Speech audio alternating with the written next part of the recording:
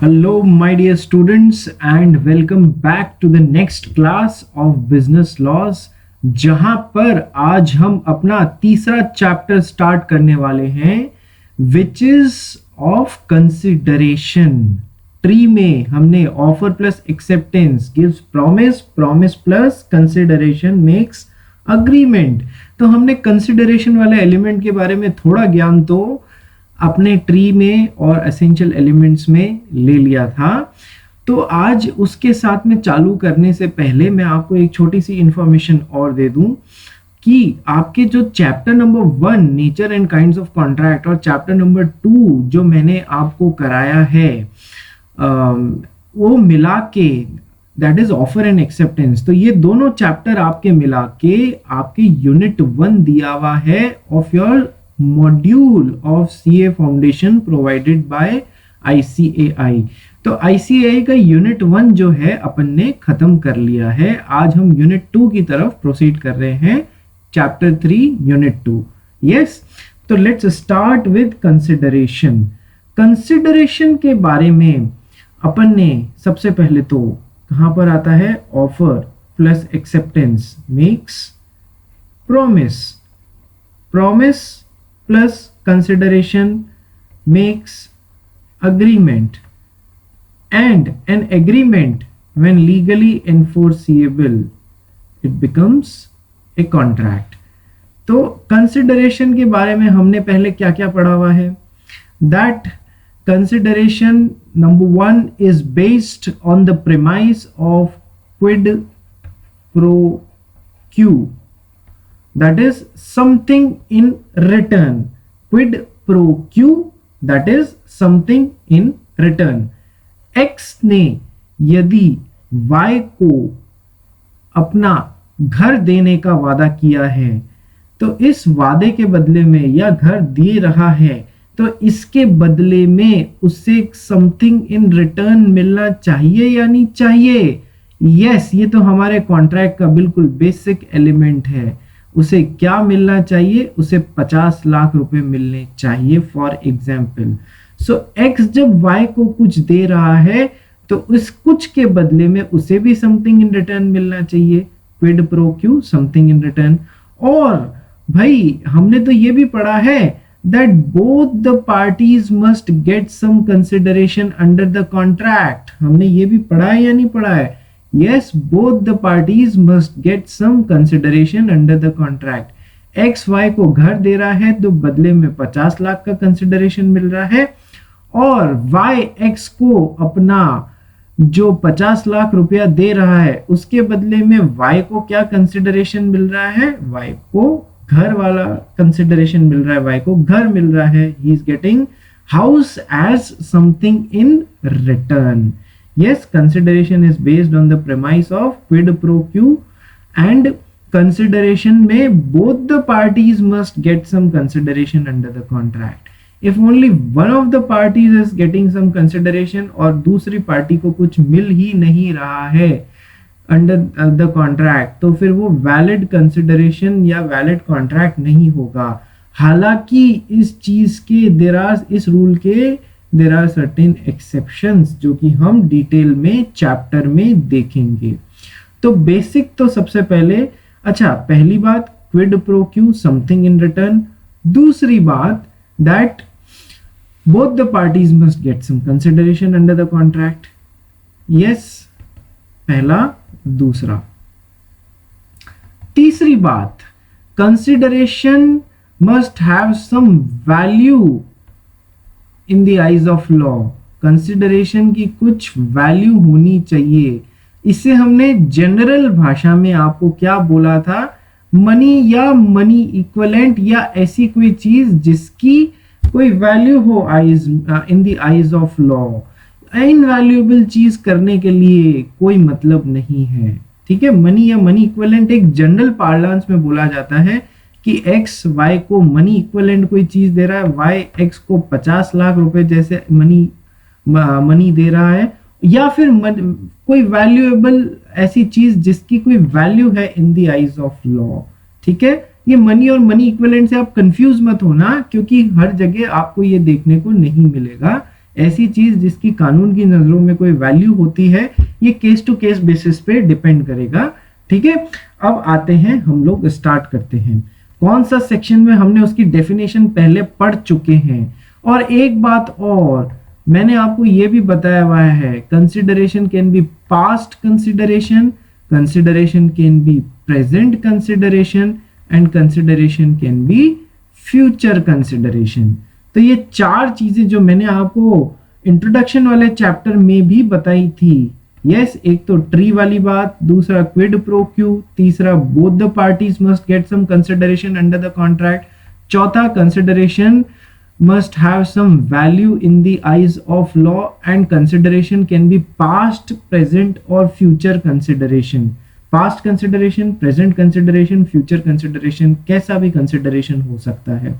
ठीक है, तो अब हम चालू करेंगे अपनी definition। आइए चालू करते हैं with our definition। Section 2D में कंसिडरेशन की डेफिनेशन दी गई है। 2D of Indian Contract Act states the definition of consideration as। Rule याद रखना, हम तो वापस हर चीज को ब्रेक कर करके पढ़ेंगे भैया। ब्रेक कर करके पढ़ने से बहुत आसानी से समझ में आ जाएगा। सो when at the desire of the promisor, यहां से आ जाता है पहला point. When at the desire of the promisor, the promisee or any other person. Point number 2. Yes, when at the desire of the promiser, the promisee or any other person has done or abstained from doing, or does or abstains from doing, or promises to do or abstains from doing something. This is point number 3. Has done or abstained from doing, or does or abstains from doing, or promises to do or abstains from doing something. Such an act or abstinence or promise is called a consideration for the promise. Yes, तो हमने 3-4 element तो यहीं से निकाल लिए हैं। पहला है when at the desire of the promiser, number 2 the promisee or any other person, number 3 has done or abstained from doing, or does or abstains from doing, or promises to do or abstains from doing. Yes, ये तीसरे point से याद आ रहा है, done or abstained, does or abstains, promises to do or abstains, consideration can be past consideration, consideration can be present consideration, and consideration can be future consideration. यहां से third point से ही आ रहा है। आइए, कंसिडरेशन का बेसिक मीनिंग तो मैंने आपको अभी समझा दिया था, बोथ द पार्टीज को समथिंग इन रिटर्न मिलना चाहिए। अब डेफिनेशन के अकॉर्डिंग हम लोग आगे बढ़ना चालू करते हैं। पहला, when at the desire of the promisor, यानी कि consideration must move at the desire of the promisor. मैंने आपको कुछ दिया है तो उसके बदले में ही तो मुझे कुछ, मैंने आपसे कुछ चाहा है वही मिलेगा ना। यस, मेरी डिजायर ही नहीं है और आप जबरदस्ती मुझे वो काम करके दे रहे हो, तो क्या वो मेरे लिए गुड कंसिडरेशन होगा? नहीं होगा, और वो कॉन्ट्रैक्ट बनाने में हेल्पफुल नहीं होगा। देखो, वापस समझने की कोशिश करो। पहला इंपॉर्टेंट पॉइंट जहां जो डेफिनेशन से ब्रेक करने पे हमको पता पड़ रहा है, when at the desire of the promiser, यानी कि consideration must move at the desire of the promiser। आइए इसे समझना चालू करते हैं। consideration must move at the desire of the promiser। ये essential elements में आपको हर पार्ट में लिए अपन ने। essential elements of a valid contract, essential elements of a valid offer, essential elements of a valid acceptance। आ जाइए, essential elements या legal requirements या legal rules as to a valid consideration। Consideration must move at the desire of the promiser, यानी कि the act forming the consideration must be done at the desire of the promiser। Yes, to make a contract binding and enforceable, यानी कि contract binding हो और enforceable हो। Yes, contract is an agreement which is legally enforceable. तो एक contract को binding और enforceable बनाने के लिए the consideration must be supplied eight the desire of the promisor. If it is done at the desire of a third party or not at the desire of the promisor, it will not be a good consideration. Example देखिए, अब भी समझ में आएगा। A एक बंदा है और B उसका पड़ोसी है, पड़ोस में रहता है, ठीक है। A के घर में लग गई साहब आग, लग गई, फायर लग गई, ठीक है। B बिना A के बुलाए आता है और अपनी ही मर्जी से A के घर की आग बुझाने में सहायता करता है। ए और बी पड़ोसी हैं, ए के घर में आग लग गई, बी बिना ए के बुलाए आता है और अपनी मर्जी से ए के घर की आग बुझाने में उनकी मदद करता है, ठीक है। तो अब क्या ये कंसिडरेशन जो बी से ए को मिल रहा है, is it moving at as desire? No, it is not moving at as desire, ठीक है। तो इसलिए बी अब अपनी इन सर्विसेज के बदले में ए से कुछ भी डिमांड नहीं कर सकता है, because this consideration is not moving at as desire. Yes, A ने तो उसे कुछ बोला ही नहीं था, तो ए बी जो है अपनी इन सर्विसेज के लिए ए से कुछ डिमांड नहीं कर सकता, क्योंकि कोई कॉन्ट्रैक्ट बना ही नहीं। क्यों? क्योंकि the consideration here is not moving at this person's desire. तो कोई कॉन्ट्रैक्ट ही नहीं है, क्योंकि इसने ऐसा कोई कंसिडरेशन मांगा ही नहीं था, तो अब ये इसे लीगली बाइंड नहीं कर सकता है। Very clear. A saves B's goods from fire without being asked to do, so A cannot demand any reward for his service. The act being done is voluntary. Voluntary मतलब अपनी इच्छा से, स्वेच्छा से आपने ये कार्य किया है। यस, स्वेच्छा से आपने ये कार्य किया है, इसके लिए आप कुछ मांग नहीं सकते हैं, because the consideration, the act forming the consideration must be done at the desire of the promisor. ठीक है, बात समझ में आई आपको? यस। आइए वापस ऊपर चलते हैं। जब हम एसेंशियल और लीगल रूल्स करेंगे तो उसमें और ये सेकेंड एग्जाम्पल देखेंगे। अभी के लिए अपन जहां पर डेफिनेशन ब्रेक करके पढ़ रहे थे, वापस वहीं पर चलते हैं। सो when at the desire of the promisor, consideration must move at the desire of the promisor, यानी कि the act forming the consideration must be done at the desire of the other party. If you are doing it voluntarily without being asked, then it doesn't hold as a valid consideration. So when at the desire of the promisor, the promisee or any other person, the promisee or any other person, अब भैया x ने y को कुछ देने का promise किया, तो ये तो हो गए प्रोमिसर और ये हो गए प्रोमिसी। तो अब प्रोमिसर ने प्रोमिसी को कुछ देने का प्रॉमिस किया, तो बदले में उन्हें कुछ कंसिडरेशन, क्विड प्रो क्यू, बदले में उन्हें कुछ कंसिडरेशन मिलना चाहिए या नहीं चाहिए? बिल्कुल मिलना चाहिए। ठीक है, the consideration must move at the desire of the promisor and the promisee और एनी अदर पर्सन। सो अब एक्स ने वाई को अपना घर देने का वादा किया, या एक नया एग्जांपल लेते हैं। चलिए, एक्स ने वाई को पैसा दिया 1 लाख रुपए उधार, और वाई ने बोला मैं आपको 1 महीने बाद ब्याज समेत 1 लाख और 5,000 रुपए आपको वापस अदा कर दूंगा। ठीक है, अब वापस 1 महीना निकल गया, तो अब ये पैसा वापस वाई करेगा एक्स को।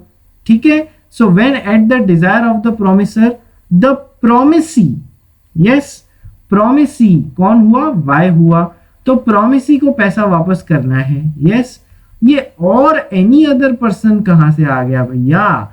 और एनी अदर पर्सन आया कि यदि वाई ये कंसिडरेशन नहीं चुका पा रहा है, ये जो कॉन्ट्रैक्ट बना है एक्स और वाई के बीच में, वाई यदि ये उधार नहीं चुका पा रहा है, तो उसके बिहाफ पे एक थर्ड पार्टी है जो कि उसका फ्रेंड एफ है, वो भी उसके बिहाफ पे ये कंसिडरेशन एक्स को सप्लाई कर सकता है।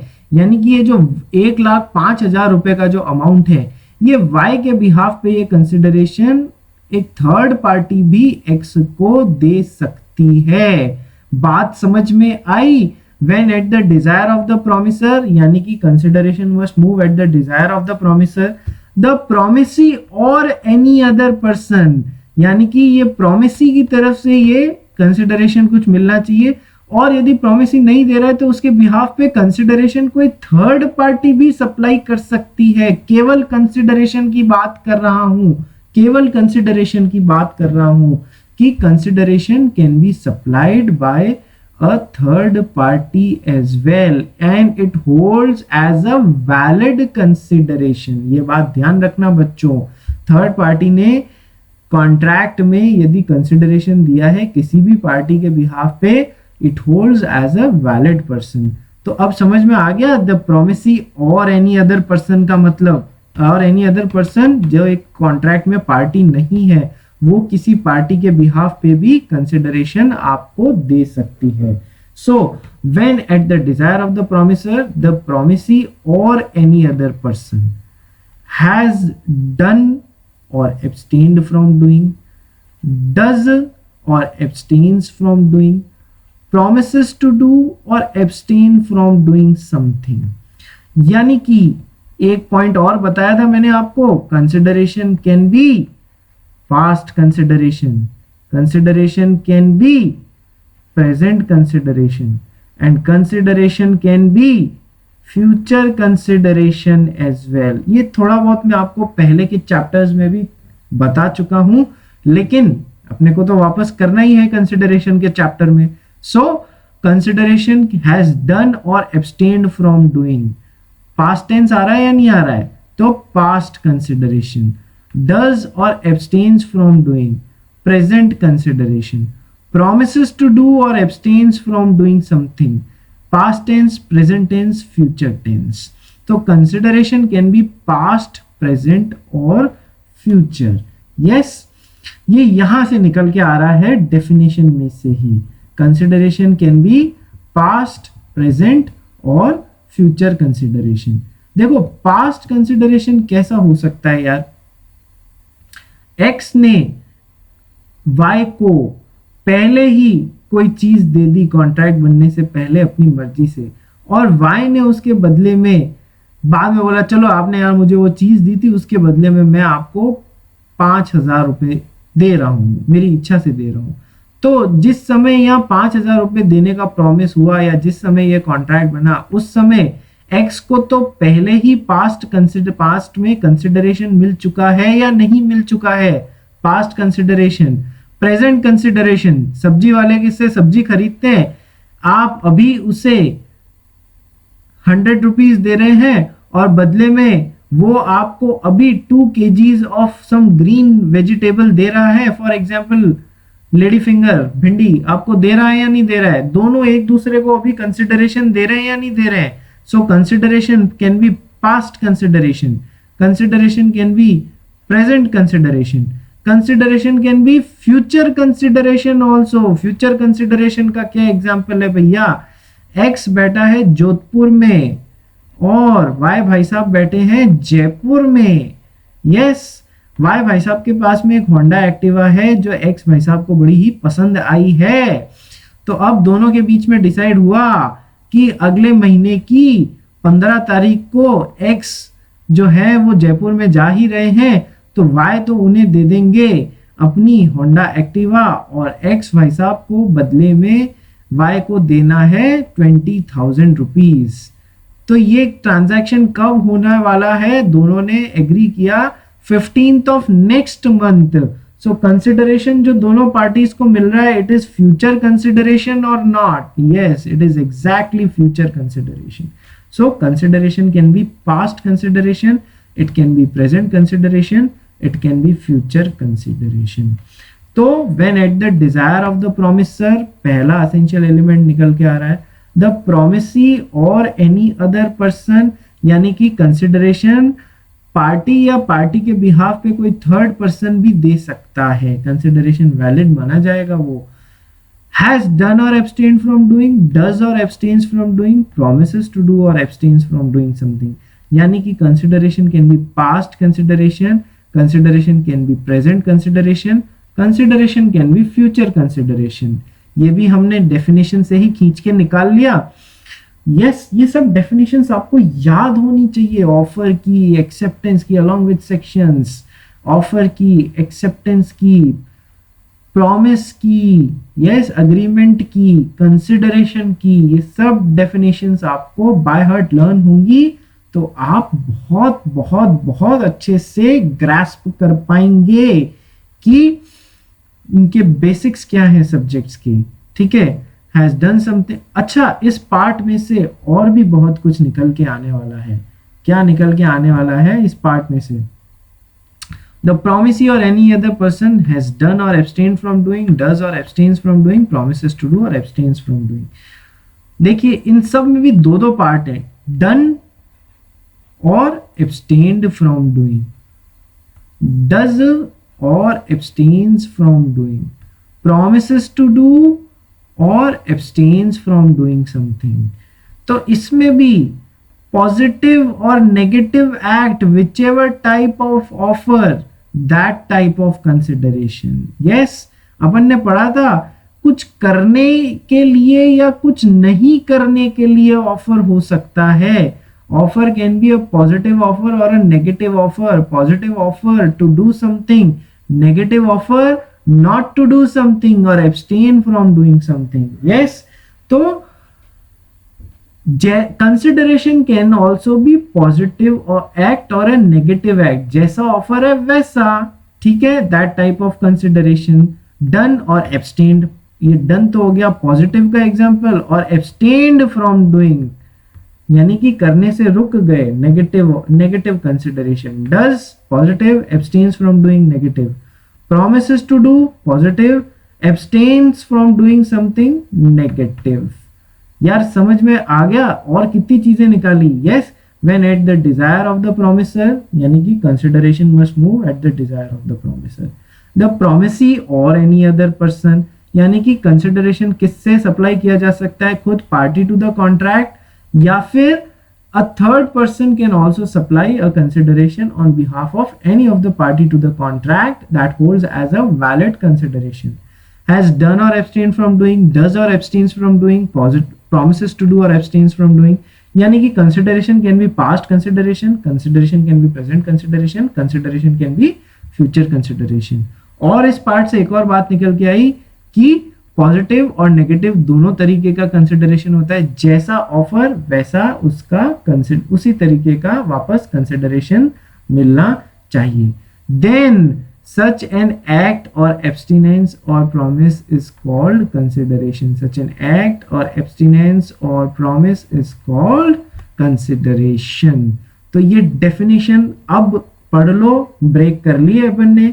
यस, सेक्शन 2D क्या बोलता है? Consideration when at the desire of the promiser, the promisee or any other person has done or abstained from doing, or does or abstains from doing, or promises to do or abstains from doing something, such an act or abstinence or promise is called a consideration for the promise। जो promise X ने Y को किया है उसके बदले में such an act or abstinence or promise is called a consideration for this promise to this person made by X। उसके लिए ये वाला consideration कहलाएगा।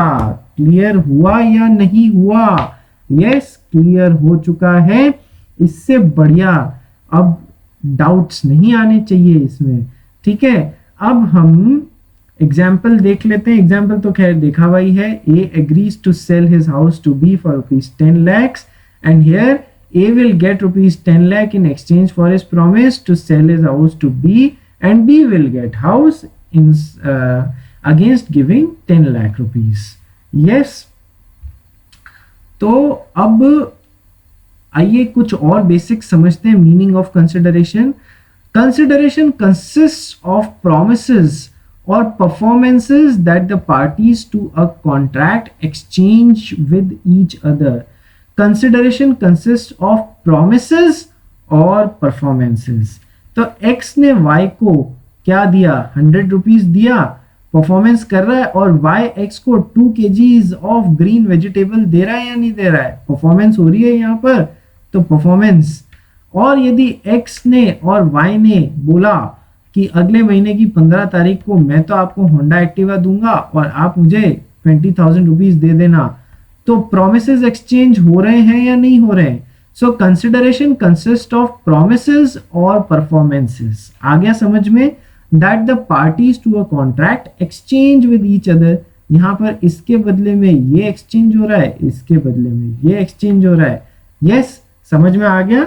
Yes, for a valid contract there should be a quid pro quo, that is something in return। अपन ने तो पढ़ा भी है, दोनों parties, both the parties must get something in return, both the parties must have some consideration। तो ही वो छुपी हुई बात है। yes, both the parties must get something in return, some element of consideration, जिसे लैटिन लैंग्वेज में quid pro quo, something in return बोला गया है।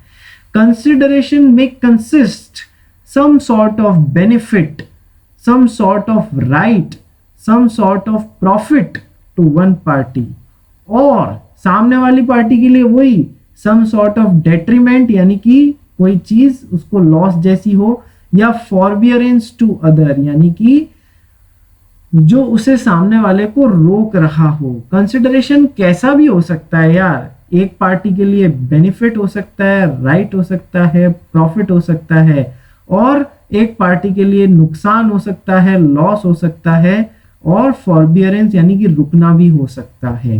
ठीक है, तो कंसिडरेशन कैसा भी हो सकता है। No consideration means no contract. यदि अपना ट्री में ऑफर प्लस एक्सेप्टेंस, प्रॉमिस, अब तो आप लोग को बोलना चाहिए साथ साथ में, offer can be either positive offer or a negative offer. याद आ रहा है, offer plus acceptance, promise, promise में क्या मिलाऊं, consideration, consideration, promise plus consideration makes agreement, agreement when legally enforceable becomes a contract. यदि एक भी एलिमेंट मिसिंग है तो क्या ये ट्री पूरा होके अपन कॉन्ट्रैक्ट तक पहुंच पाएंगे, नहीं। सो नो कंसिडरेशन, जब ये एलिमेंट यहां से हटा दिया तो ट्री पंगु हो गया भैया, ट्री तो पूरा हो ही नहीं पाएगा, अधूरा रह गया। So no consideration, no contract. Yes, thus an agreement without consideration is a void agreement. Void agreement. Yes, void agreement. Void का मतलब क्या बताया था, one which is not enforceable by law। और void agreement और void contract के बीच में differences समझे थे।